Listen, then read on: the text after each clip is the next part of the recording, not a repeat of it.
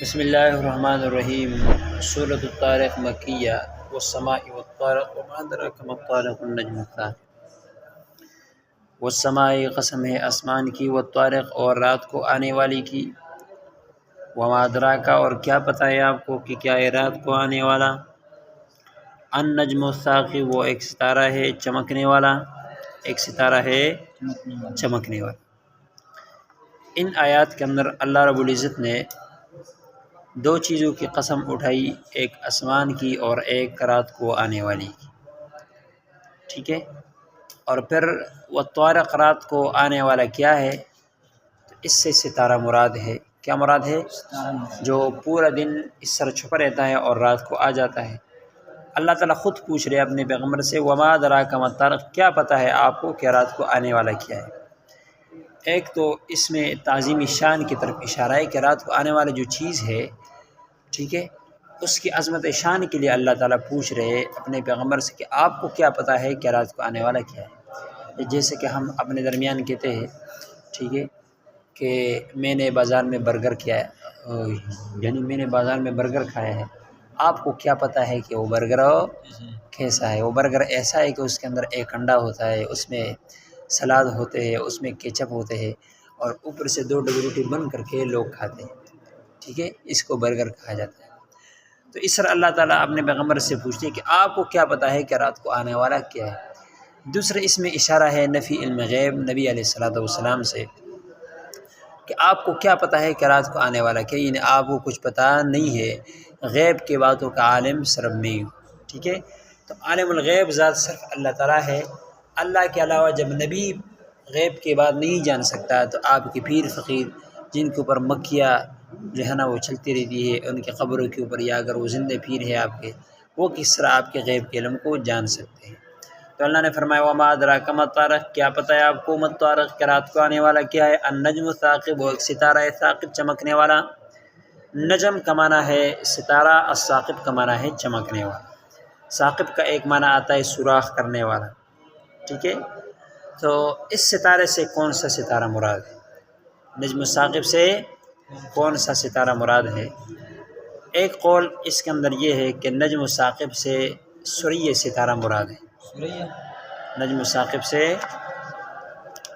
ایک ستارہ ہے سریہ، وہ مراد ہے، جو بہت سارے ستاروں کا ایک مجموعہ ہے، گچھا ہے، جس کی روشنی ہر طرف ہو چمکتی ہے۔ تو اللہ نے فرمایا کہ وہ سریہ ستارہ رات کو آتا ہے تو اس کی میں قسم اٹھاتا ہوں۔ ایک قول یہ کہ اس سے سریہ ستارہ مراد ہے جو سب ستاروں کا ایک گچھا ہے، کچھ ستاروں کا گچھا ہے۔ یا دوسرا قول ہے کہ النجم الثاقب سے زحل ستارہ مراد ہے، زحل ستارہ مراد ہے جو 7ویں آسمان پر ہوتا ہے۔ زحل ستارہ مراد ہے جو 7ویں آسمان پر ہوتا ہے اور ادھر سے ٹوٹ کر گرتا ہے، ادھر سے ٹوٹ کر گرتا ہے، جس سے آس پاس کی سب چیزیں چمک جاتی ہے، روشن ہو جاتی ہیں۔ تو دوسرا قول کیا ہے کہ اس سے کون سا ستارہ مراد ہے، زحل ستارہ مراد ہے۔ تیسرا قول یہ ہے کہ نجم الثاقب سے بس ہر ستارہ مراد ہے، ٹھیک ہے، جو چمکتا ہے، ہر ستارہ اس سے لے لو، کوئی خاص ستارہ نہ لے لو۔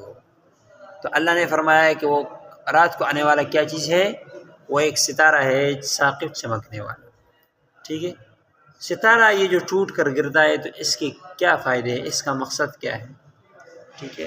سوال پیدا ہوتا ہے کہ ستارہ کی ٹوٹنے کے، ستارہ کی گرنے کے کیا مقصد ہے، یہ میں آپ سے کل سنوں گا، ٹھیک ہے۔ یہ جو میں آج آپ کو بتا رہا ہوں نا، سنوں گا۔ ستارہ کی گرنے کے 2-3 مقاصد ہیں۔ ایک مقصد یہ ہے کہ نبی علیہ الصلوۃ والسلام کی بعثت سے پہلے جنات وہ جاتے تھے اوپر آسمانوں پہ، ادھر فرشتے آپس میں مذاکرہ کرتے جو دن میں آنے والی چیزیں ہوشلی، ٹھیک ہے، ان جن پر وہ فرشتے مقرر تھے کہ آج آپ نے یہ کام کرنا، یہ کام، تو آپس میں مذاکرہ کرتے، ہاں جی آج آپ نے فلاں جگہ پر بارش برسانی ہے، میں نے ادھر دودھ نکالنا ہے، اس طرح مذاکرہ کرتے۔ تو یہ جنات ادھر جا کر اپنے کان رکھتے ان سے یہ بات چرا لیتے ہیں، اور پھر آ کر دنیا میں یہ جو کاہنین بیٹے ہوتے جو لوگوں کو علم غیب کا جو نا وہ یعنی اس طرح غیب کا علم بتاتے یا قسمت معلوم کرتے، سارا جھوٹ ہوتا، لیکن بس بیٹھے ہوئے تھے. جیسے کہ آج کل بھی بازاروں میں بیٹھا ہوتا ہے دس شناس، آپ کو بتائیں گے اپنا ہاتھ بتاؤ، لکیر دے کر بتائیں گے آپ کی اتنی شادی ہوگی، یہ بچے ہوں گے وغیرہ، یہ ایسے جھوٹ سے. اس زمانے میں یہ کائن حضرات تھے جو لوگوں کی قسمت بھی معلوم کرتے تھے. یہ جنات ادھر آ کر ان کے پاس آ جاتے اور وہ ساری بات بتا دیتے کہ آج یہ کام ہونا ہے، غیب کا علم ان کو بتا دیتے، اور ساتھ اپنے ساتھ اور بھی بہت ساری جھوٹی باتیں ملا لیتے. تو وہ پھر جو ہے نا وہ کائن لوگوں کو پھر بتاتے کہ آج فلانے جگہ پر بارش ہوگی. تو جب وہ بارش ہو جاتی لوگ کائنوں پر ان کا جو ہے نا وہ بھروسہ اعتماد اور زیادہ ہو جاتا، ان کی عقیدت دل میں بیٹھ جاتی. تو اس طرح ان کی روزی روٹی چلتی تھی کاہنوں. لیکن جب نبی علیہ الصلوۃ والسلام، تو یہ کام نبی صلی اللہ علیہ وسلم سے پہلے اس طرح ہوتا تھا. جب نبی علیہ السلام مبعوث ہوئے، اللہ نے پیدا کیا، تو اس کے بعد پھر یہ کام بند ہو گیا. اوپر پھر جنات شیاطین اوپر نہیں جا سکتے تھے. جو بھی اوپر جاتا تو اوپر اللہ تعالیٰ نے کچھ ستارے مقرر کیے تھے، فرشتوں کی ڈیوٹی لگائی تھی کہ جو بھی اوپر آتے ہیں تو ستارہ آگ بن کر شعلہ بن کر ان کے اوپر جو ہے وہ گر جاتا ٹوٹ کر. ٹھیک ہے، جیسے کہ ہم چپیڑ مارتے ہیں نا، چپیڑ کے ایک لگتی ہے انسانوں کو، تو اس طرح ان کو یہ ستارہ لگ جاتا اور وہ پھر اوپر سے بھاگ کر آ جاتے. تو ابھی تک یہ سلسلہ کیا ہے جاری ہے، قیامت تک یہ سلسلہ ہوگا. نبی اسلام کے بعثت کے ساتھ یہ سلسلہ جو پہلے والا تھا وہ ختم ہو گیا. تو ایک گرنے کا مقصد یہ ستارہ کی گرنے کا کہ شیاطین اور جنات کو اس سے مارا جاتا تاکہ وہ غیب کے علم چھپائیں. دوسرا مقصد یہ ہے ستارہ کی گرنے کا کہ اس سے آسمان کی زینت مقصود ہے، اس سے آسمان خوبصورت لگتا ہے کہ جب ستارہ گرتا ہے ایک جگہ سے دوسری جگہ، دوسری جگہ سے تیسری جگہ. ٹھیک ہے، تو آسمان کی جو ہے نا وہ زینت مقصود ہے. اور تیسرا مقصد اس میں یہ ہے کہ اللہ رب العزت اپنے قدرت کے کرشموں کو اور نشانیوں کو دکھا کر لوگوں کو ڈرانا چاہتے ہیں. اپنے قدرت کی نشانیاں اور کرشمے دکھا کر لوگوں کو ڈرانا چاہتے ہیں کہ میں ایسی ذات ہوں، میں ایسی ذات ہوں کہ میں ستارہ گرا سکتا ہوں تو اور آسمان گرانا، آپ کے اوپر عذاب لے کر آنا، یہ میرے لیے کوئی مشکل نہیں. تو اللہ نے فرمایا وما ادراک ما الطارق، کیا پتہ ہے آپ کو کہ وہ طارق رات کو آنے والا کیا ہے؟ النجم الثاقب، وہ ایک ستارہ ہی چمکنے والا. ان کل نفس لما علیہ حافظ، نہیں ہے کوئی نفس مگر اس پر ایک نگہبان ہے، اس پر ایک نگہبان ہے. اس آیت کا مقصد یہ ہے کہ ہر انسان، اس آیت کے دو مقصد ہیں، حافظ سے دو معنی مراد ہے. یہاں پر ان کل نفس لما، پہلے یہ سمجھو کہ یہ ان نافیہ ہے، یہ کہ اللہ کے معنی میں ہے، اور لما یہ اللہ کے معنی میں ہے. وہ ہے کہ لا کل نفس الا علیہ حافظ. ٹھیک ہے، یہ ترجمہ بنتا ہے کہ نہیں یہ کوئی نفس اللہ مگر اس پر حافظ، ایک نگہبان ہے. حافظ کے دو مطلب مراد ہے. ایک مطلب ہے کہ اس نگہبان سے وہ نگران فرشتے جو انسان کے اوپر مقرر ہے، جس کو کرام کاتبین کہا جاتا ہے، نگران فرشتے وہ مراد ہے جو انسان کی نگرانی کرتے رہتے، ان کے اعمال لکھتے رہتے ہیں. تو اللہ نے فرمایا کہ انسان جو بھی اعمال کرتا ہے تو وہ اللہ کی نظر سے پوشیدہ نہیں ہے، اس پر کرام کاتبین ہر وقت لگے ہوئے، وہ اس کے اعمال لکھتے، اچھے اعمال بھی اور برے اعمال بھی. ادھر نیک فرشتے لکھے، نیک فرشتے بیٹھ کر نیک کیا لکھتے رہتے، اور ادھر برے فرشتے بیٹھ کر برے نہیں، ادھر بھی فرشتے بیٹھ کر برائیاں لکھتے رہتے. تو اس سے وہ نگران فرشتے مراد ہے. اور یہ حافظ سے وہ فرشتے مراد ہے جو محافظ ہے، اس سے محافظ فرشتے مراد ہے، اس سے محافظ جو انسان کی حفاظت میں لگے ہوتے ہیں، انسان کی ہر انسان کی حفاظت میں لگے ہوتے ہیں. تفسیر قرطبی میں آیا ہے کہ ہر انسان پر اللہ تعالیٰ 360 فرشتے مقرر کیے ہوئے ہیں جو اس کی حفاظت کرتے ہیں اس پر مصیبت اور آفات کے آنے سے. ٹھیک ہے، انسان پر جو مصیبت آفات آتی ہے اس کو منع کرتے ہیں، بچاتے ہیں. ہاں، جو مصیبت اور آفت انسان کے مقدر میں لکھی ہوتی ہے اس کو نہیں روک سکتے، باقی اس کی حفاظت کرتے رہتے انسان. اور یہ فرشتے انسان کے ہر اس پر بیٹھے ہوئے، آنکھ پر، کان پر، جو اس کو بچاتے رہتے تکلیف سے، نافرمانی سے. سمجھ میں آیا؟ صرف کہا جاتا ہے کہ انسان کے آنکھ پر صرف وہ 7 فرشتے مقرر ہیں. اگر یہ فرشتے نہ ہوتے تو کہا جاتا ہے کہ انسان کو یہ شیاطین اچک کر لے جاتے. ان کے لیے انسان کو اٹھا کر لے جانا کوئی مشکل نہیں. تو یہ جو انسان محفوظ ہے شیاطین سے، جنات سے. بسا اوقات ایک انسان ویرانہ میں رہتا ہے، وہاں پر جنات اور شیاطین کا گھر بھی ہوتا ہے، ٹھیک ہے، لیکن انسان محفوظ ہوتا ہے. اس کی وجہ کہ وہ فرشتے اللہ نے اس کے اوپر مقرر کیے محافظ. تو اس سے وہ مراد ہے کہ نہیں ہے کوئی نفس مگر اس پر محافظ فرشتے، یا نہیں ہے کوئی نفس مگر اس پر نگران فرشتے. کیا ہے؟ نگران فرشتے ہے. سمجھ میں آیا؟ تو اس آیات کا یہ جو آیت ہے تو یہ جواب قسم مندر ہے وہ پیچھے قسم کا. پیچھے اللہ نے قسم اٹھایا نا، وہ سوائے قسم ہے آسمان کی اور رات کو آنے والی کی. تو جواب قسم کیا ہے کہ نہیں ہے کوئی نفس مگر اس پر نگران فرشتے. اس آیت میں اللہ تعالیٰ یہ بتانا چاہتے ہیں کہ جس طرح یہ ستارے کیا ہے اللہ تعالیٰ کی حفاظت میں ہے، اور یہ خاص وقت میں ظاہر ہوتے ہیں، ٹھیک ہے، خاص رات میں ظاہر ہوتے ہیں، ہر رات یہ ظاہر نہیں ہوتے. تو اسی طرح انسان کی جو اعمال ہے تو یہ بھی کیا ہے حفاظت میں ہے. کیا ہے؟ یہ بھی نام اعمال میں لکھے جاتے ہیں، انسان کے اعمال اللہ کی حفاظت میں، ٹھیک ہے. یہ بھی خاص وقت میں ظاہر کیے جائیں گے قیامت کے دن، لہٰذا تجھے غافل نہیں ہونا چاہیے. فَلْيَنْظُرِ الْإِنسَانُ مِمَّا خُلِقَ. ادھر سے اللہ تعالیٰ اپنے قدرت کی نشانیاں بیان کر رہے ہیں اور ایک مثال ذکر کرتے ہیں. ایک مثال ذکر کرتے ہیں اس بات قیامت پر. اللہ نے فرمایا انسان کو کہ دیکھ تجھے کس چیز سے پیدا کیا. تو پہلے بالکل کوئی چیز تھا ہی نہیں. کبھی تو درختوں میں تھا، کبھی پتوں میں تھا، کبھی ٹھیپر میں چھپا ہوا تھا، کبھی سبزیوں میں، کبھی فروٹ میں، ٹھیک ہے. دنیا کے ذرات میں تو کیا تھا؟ پوشیدہ تھا.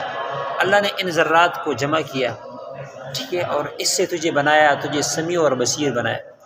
تیرے خلقت کا جو تصویر ہے وہ یہ کہ خلق من ماء دافق. تجھے پیدا کیا ایک اچھلتے ہوئے پانی سے. ایک پانی سے اور اللہ تعالیٰ انسان کو پیدا کرتا ہے جو کودنے والا پانی ہوتا ہے. اس میں یہ صفت ہے کہ جب وہ نکلتا ہے انسان سے تو وہ کیا کرتا ہے؟ اچھلتا ہوا بدمعاشی کے ساتھ اور نکلتا ہے. تو اللہ نے فرمایا خلق من ماء دافق، تجھے پیدا کیا گیا اچھلتے ہوئے پانی سے. یخرج من بین الصلب والترائب، وہ پانی نکلتا ہے من بین الصلب چھاتی اور پیٹھ کے درمیان سے. وہ پانی اس کا جو مسکن ہے وہ یہ ہے کہ وہ چھاتی اور پیٹھ کے درمیان ہوتا ہے. ایک قول تو یہ ہے کہ مرد کے پیٹھ کے درمیان ہوتا ہے، ٹھیک ہے، اور عورت کے چھاتی کے درمیان ہوتا ہے. ادھر سے جب دونوں کا ملاپ ہوتا ہے مرد اور بیوی کا تو یہ پانی نکلتا ہے مرد پیٹھ اور چھاتی کے درمیان سے. اور اس سے اللہ تعالیٰ انسان کو کیا کرتا ہے؟ پیدا کرتا ہے. بعض حکما کہتے ہیں کہ جب یہ پانی نکلتا ہے تو یہ ہر اس سے یہ ایک نطفہ نکلتا ہے. ہر اس سے جتنے اس سے ایک نطفہ نکلتا ہے تو اس نطفے سے پھر وہی عضو بنتا ہے. مثلا ہاتھ سے نطفہ نکلا ہو تو جب وہ نطفے سے جسم بنے گا نا تو اس نطفے سے ہاتھ بنے گا، ٹھیک ہے. تو اس کا مقصد ہے کہ یہ نطفے جمع ہو جاتے ہیں پیٹھ میں یا اس طرح چھاتی میں، ادھر سے پھر جو ہے نا یہ کود کر نکلتے. تو انسان کے اللہ تعالیٰ اس کی خلقت بتا رہے کہ تو کس بات پر تکبر کرتا ہے. تجھے اللہ نے ایک گندے نطفے سے پیدا کیا. جب اللہ تعالیٰ نے تجھے اتنے مشکل مراحل سے گزارا، ٹھیک ہے، پہلے تو ذرات میں تھا، پھر تجھے پیٹ میں جمع کیا، پھر تو نطفے کی شکل میں آیا، پھر تو جمع ہوا، پھر تجھے جسم بنایا، تیری تصویر بنائی پانی کے اوپر، ٹھیک ہے. تو جب اللہ نے پہلی مرتبہ تجھے پیدا کیا تو انہ علی رجعہ لقادر، ہوئی اللہ تجھے دوبارہ لٹھانے پر بھی قادر ہے. یہ ایک مشرکین کی شبہ کا جواب بھی ہے نا. وہ کہتے تھے کہ اللہ تعالیٰ ہمیں کیسے پیدا کرے گا، حالانکہ ہم تو ذرات ہو چکے ہیں. مرنے کے بعد انسان کے ذرات بن جاتے، مٹی ہو جاتا ہے، وہ مٹی بالکل چورا چورا ہو جاتا ہے. بعض مشرکین مٹی وہ ہڈیاں لیتے، اس کو اس طرح ہاتھ پر ملتے، ٹھیک ہے، اور پھر اس طرح اس کو خون کر دیتے تو وہ ذرات اس طرح جو نا وہ بکھر جاتے. تو وہ کہتے یہ دیکھو یہ انسان کی چیز ہے. جب انسان اس طرح ہو جائے گا تو پھر بھی یہ دوبارہ زندہ ہوگا. تو اللہ نے اس شبہ کا جواب دیا کہ تو پہلے کس طرح تھا؟ تو پہلے کوئی چیز تھا؟ تو بھی پہلے ذرات میں بنتا. اللہ نے ذرات کو جمع کیا، سبزیوں کو جمع کیا، تیرے ماں باپ نے کھائے، اس سے نطفے بنا، پھر تجھے اللہ نے پیدا کیا. تو وہی اللہ دوبارہ پیدا کرنے پر بھی قادر ہے. تو کس دن پیدا کرے گا؟ یوم تبلی السرائر فما له من قوت ولا ناصر. اللہ نے فرمایا جس دن سارے راز ظاہر کر دی جائیں گی. انسان جو دل کے اندر چھپاتا ہے، جو انسان دنیا کے اندر چھپ چھپ کے گناہ کرتا رہتا ہے، تو یہ سارے راز اس دن کیا ہو جائیں گے؟ ظاہر ہو جائیں گے۔ اس دن میدان لگے گا، ظاہر کر دیے جائیں گے، سودی حضرات اس طرف ہوں گے، زانی حضرات اس طرف ہوں گے، شرابی حضرات اس طرف ہوں گے، ہر گناہ والے اللہ تعالیٰ ظاہر کریں گے، سب لوگ کے سامنے ظاہر ہو جائیں گے کہ اچھا یہ وہی صوفی ہے، ٹھیک ہے، جو سیاست میں ہمیں جو ہے نا یہ مفتی صاحب ہمیں یہ جو ہے نا وہ باتیں کرتا تھا، اور حقیقت میں دنیا میں اس کی حقیقت یہ بھی شراب بیچتا تھا، یا اس طرح جو بھی ہو، جو بھی اس کے اندر جو ہے نا وہ برائی ہو ہر انسان کی، تو وہ ظاہر کر دی جائیں گی۔ اللہ نے فرمایا فما لہم من قوۃ ولا ناصر، سب کے راز ظاہر کر دی جائیں گے، لہٰذا کسی کا کوئی مددگار اور طاقت ہو کسی کے پاس نہیں ہوگی کہ وہ اپنے راز کو چھپا سکے یا اپنے راز کو منع کر سکے۔ اللہ تعالیٰ سب کے راز کیا کریں گے؟ ظاہر کریں گے، لہٰذا انسان کو چاہیے کہ وہ اپنے آپ کو نافرمانی سے بچائے۔ تو یوم تبلی السرائر، جس دن ظاہر کر دی جائیں گے سارے راز، سوال ہو بس نہیں ہوگا اس کے لیے کوئی طاقت والا ناصر اور نہ کوئی مددگار۔ وآخر دعوانا الحمد للہ رب العالمین۔